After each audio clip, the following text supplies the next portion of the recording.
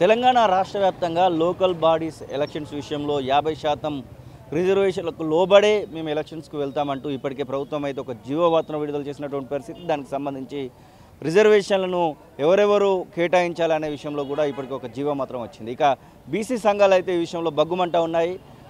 మీరు చెప్పినటువంటి 42% రిజర్వేషన్ లేకుండా ఎలా ఎలక్షన్స్కి వెళ్తారంటూ వారైతే మాట్లాడుతున్నటువంటి పరిస్థితి. మనతో పాటుగా మాట్లాడడానికి జాజులో శ్రీనివాస్ గౌడ్ ఉన్నారు.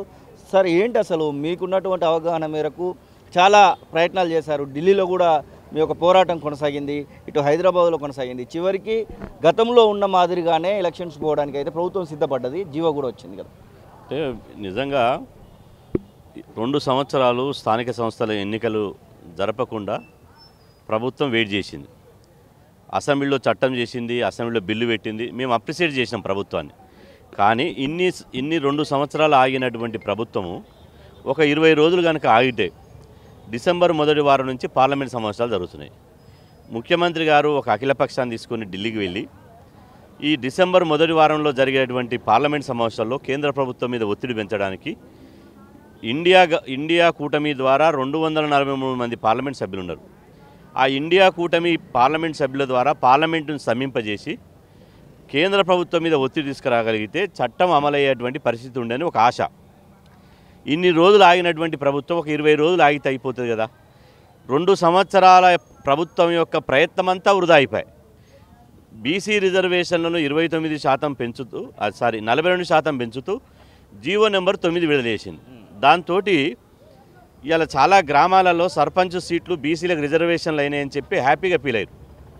అదేవిధంగా ఎంపీపీలు జెడ్పీటీసీలు బీసీలకు వచ్చినాయని చెప్పి సంతోషపడ్డారు. మరి నిన్న రాష్ట్ర ప్రభుత్వం జీవో నెంబర్ 46 తీసింది. ఆ 46 వల్ల ఇవాళ మీరు గ్రౌండ్ రిపోర్ట్ తీసుకోండి, అన్ని రాష్ట్ర వ్యాప్తంగా బీసీలంతా చాలా నిరాశ నిస్పృహలతో ఉన్నారు. ఉదాహరణకు అమ్మనగల్ తీసుకుంటే అమ్మనగల్లో 42% రిజర్వేషన్ వచ్చినప్పుడు 6 సర్పంచులు బీసీ రిజర్వేషన్కు ఉండే. ఎప్పుడైతే ఈ 9 జీవో నెంబరు 9 రద్దు చేసి ఈ 46 జీవో ఇచ్చారో ఇప్పుడు అమ్మనగల్ మండలంలో ఒక్క బీసీ సర్పంచ్ రిజర్వేషన్ కాలే. అదేవిధంగా మా అన్వాడ మండలం కుల్కజల్ల శ్రీను ఉన్నటువంటి అన్వాడ మండలంలో 30 గ్రామాలుంటే 35 గ్రామాలుంటే 14 సీట్లు బీసీలకు రిజర్వ్ అయినాయి. ఈ 46 జీవోతోటి ఇప్పుడు కేవలం 4 సర్పంచ్లు అయ్యారు. అంటే ఎంత అన్యాయం జరుగుతుందో మనం ఈ జీవో ద్వారా తెలుసుకోవచ్చు. కాబట్టి ప్రభుత్వానికి మా రిక్వెస్ట్ ఏంటంటే ఇప్పటికైనా మించిపోయింది ఏం లేదు.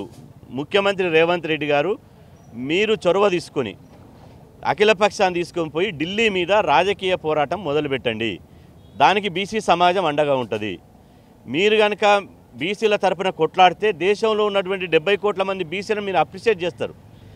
ఈరోజు మీరు 2 సంవత్సరాలు ప్రయత్నం చేసి ఈ 2 సంవత్సరాల కాలంలో ఈ 20 రోజులు ఆగకపోవడం వల్ల ఇలా బీసీలలో తీవ్రంగా వ్యతిరేకత వచ్చింది కదా. జీవో నెంబర్ 9 రద్దు అయిపోయి జీవో నెంబర్ 46 రావడం వల్ల ఇంకా నిన్న మొన్నటి దాకా మేము చెప్పింది ఎవరికి అర్థం కాలే.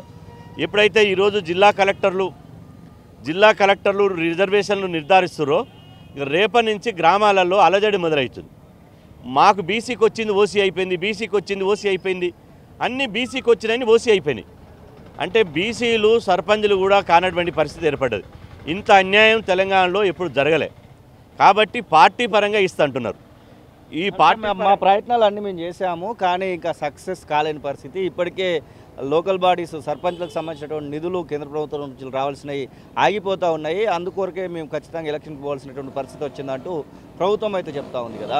అంటే మేము పార్టీ తరపున 42% ఇస్తాము, మిగిలినటువంటి పార్టీలు కూడా ఇవ్వాలనేటువంటి మాటలు కూడా మాట్లాడుతూ ఉన్నారు వాళ్ళు. ఇప్పుడు దానికి కూడా స్పష్టత లేదు.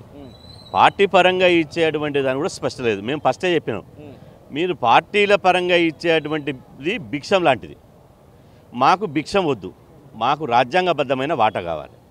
ఈ భిక్షం అనేది నువ్వు ఉంటే ఇస్తావు, లేకపోతే లేదు. అదే ఒక చట్టబద్ధమైనటువంటి రిజర్వేషన్ కనుకుంటే మాకు హక్కుగా పొందేటువంటి అవకాశం ఉంటుంది. ఒకటి, రాహుల్ గాంధీ గారు ఏం చెప్పారు? కులగణన జరగాలి, ఎవరి వాటా వాళ్ళకి అందాలని రాహుల్ గాంధీ గారు చెప్పారు. మరి రాహుల్ గాంధీ గారు అన్న మాట మీరు ఇక్కడ అమలు చేస్తున్నారా? ఈరోజు రాహుల్ గాంధీ గారు జనాభా దామాష్ ప్రకారం ఏమన్నాడు? తెలంగాణలో కులగణన జరిగిన తర్వాత బీసీల జనాభా 56.36% తేలింది. 56.36% అని తేలిన తర్వాత మరి నిజంగా పార్టీ పరంగా ఇచ్చేది ఉంటే మీరు 56% ఇవ్వాలి, 42% ఎట్లా ఇస్తారు? మీరు 42% కనుక ఇస్తే ఆ 42లో మీ పార్టీ నుంచే అగ్రకులాలు పోటీ చేసి బీసీ అభ్యర్థిని ఓడగొడతారు. బీసీ అభ్యర్థిని ఓడగొడితే ఆ 42% ఉన్నోళ్ళు కాస్త 20%కి అయిపోతారు. అంటే 60% ఉన్న బీసీలు 20%కే సర్పంచ్ ఎన్నికల్లో ప్రాతినిధ్యం ఉంటుంది కదా. ఇది చాలా అన్యాయం కదా.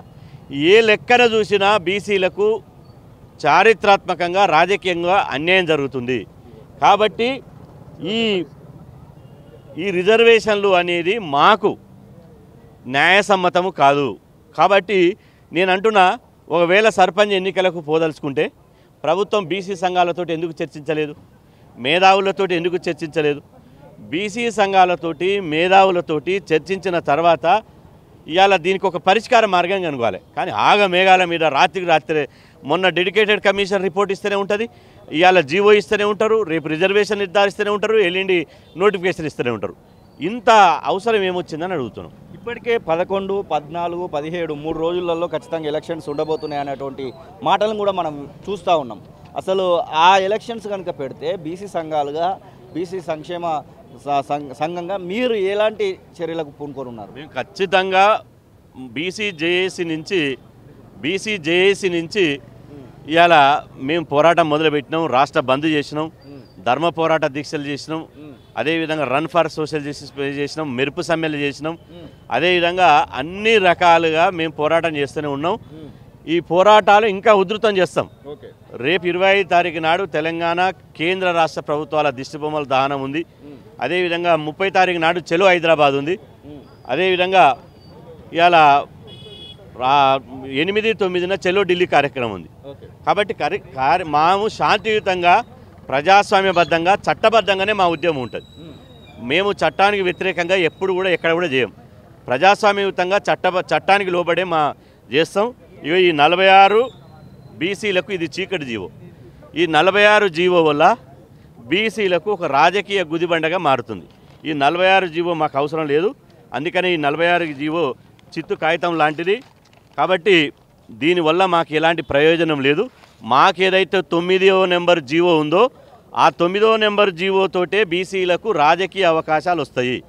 ఆ రాజకీయ అవకాశాల కోసమే మా పోరాటం ఉంటుంది. ఖచ్చితంగా 42% రిజర్వేషన్ సాధించుకోవడం కోసం మేము పోరాటం చేస్తాం. తెలంగాణ రాష్ట్ర ముఖ్యమంత్రిని, అలాగే ఇక్కడ బీసీ సంక్షేమ శాఖ మంత్రి పొన్నం ప్రభాకర్ని, పీసీసీ మహేష్ కుమార్ గౌడ్ని, వారిని ఏమైనా కలవడానికి ఏమైనా ప్రయత్నాలు చేస్తూ ఉన్నారా? ఈ విషయంలో వాళ్లకు 100% బీసీ రిజర్వేషన్లు అమలు చేసిన తర్వాతనే ఎన్నికలకు పోవాలని వాళ్ళొక నిర్ణయంతో ఉన్నారు. కానీ బీహార్లో ఎప్పుడైతే కాంగ్రెస్ పార్టీ ఓడిపోయిందో సందుల సడేమి అన్నట్టు వీళ్ళు పోయి, ముఖ్యమంత్రి గారు, ఉప ముఖ్యమంత్రి గారు పోయి ఇవాళ మల్లికార్జున ఖర్గే గారికి ఇది గెలిచినాం, జూబ్లీహిల్స్ ఎన్నికల్లో గెలిచినాం. కాబట్టి ఈ జూబ్లీహిల్స్ ఎన్నికల్లో ఇప్పుడు మనకు కాంగ్రెస్ పార్టీ నుంచి మంచి ఊపు ఉంది. ఇదే మీరు పర్మిషన్ ఇస్తే లోకల్ బాడీ ఎన్నికలు పోతుంటే ఆ పెద్ద మనిషి గోహెడ్ అన్నాడు. కాబట్టి దాంతో ఇక ఎక్కడ లేని ఆనందం వచ్చింది వీళ్ళకు. ఇక అధిష్టానమే గ్రీన్ సిగ్నల్ ఇచ్చింది. కాబట్టి మేము ఎన్నికలకు పోతామనే విధానంతో వీళ్ళు చేస్తున్నారు. కాబట్టి ఖచ్చితంగా ఇవాళ ఈ ఎన్నికలు అనేది 2 సంవత్సరాలు చేసిన కాంగ్రెస్ యొక్క ప్రయత్నాలన్నీ విఫలమైపోయి ఇవాళ బీజేపీని మొదటి ముద్దాయిగా నిలబెట్టాల్సినటువంటి కాంగ్రెస్ పార్టీ తానే ముద్దాయిగా నిలబడిపోయింది బీసీ సమాజం ముందు. షెడ్యూల్ 9లో పెట్టడానికి బీజేపీ ఓకే చేయట్లేదు అనేటువంటి మాటలు కూడా వినబడుతూ ఉన్నాయి. మీరు బీజేపీ నుంచి ఎందుకు ఈ యొక్క ప్రయత్నాలు చేయకూడదు? ఇప్పుడు బీజేపీని మొదటి నుంచి కేంద్ర ప్రభుత్వాన్ని హెచ్చరిస్తున్నాం. కేంద్ర ప్రభుత్వం కూడా ఇవాళ రాజ్యాంగ సవరణ చేయాల్సి ఉంది. బీసీ ప్రధానమంత్రి ఉండి బీసీలకు అన్యాయం చేసినటువంటి చరిత్ర ఇవాళ వాళ్ళకుంది. కాబట్టి ఖచ్చితంగా బీసీలకు అన్యాయం చేసినటువంటి ఈ ప్రభుత్వాన్ని, కేంద్ర ప్రభుత్వాన్ని వదిలే ప్రశ్న లేదు. 8, 9వ తారీఖు నాడు మేము ఢిల్లీకి పోయి ఇవాళ ఖచ్చితంగా మేము పోరాటం చేస్తాం. ఇది జాజుల శ్రీనివాస్ గౌడ్ చెప్తున్న మాటలు. మొత్తం మీద జీవో 46 అనేదాన్ని మేము యాక్సెప్ట్ చేయమని చెప్తున్నాయి. ఇక ఖచ్చితంగా రిజర్వేషన్లు పెంచే లోకల్ బాడీస్కి పోవాల్సినటువంటి విషయాన్ని అయితే వారు గుర్తు చేస్తున్న పరిస్థితి. కెమెరా పర్సన్ ఆజార్తో శ్రీనివాస్, తొలి వెలుగు, హైదరాబాద్. అసలైన తొలి వెలుగు. ఫాలో వాట్సాప్ @తొలి వెలుగు official.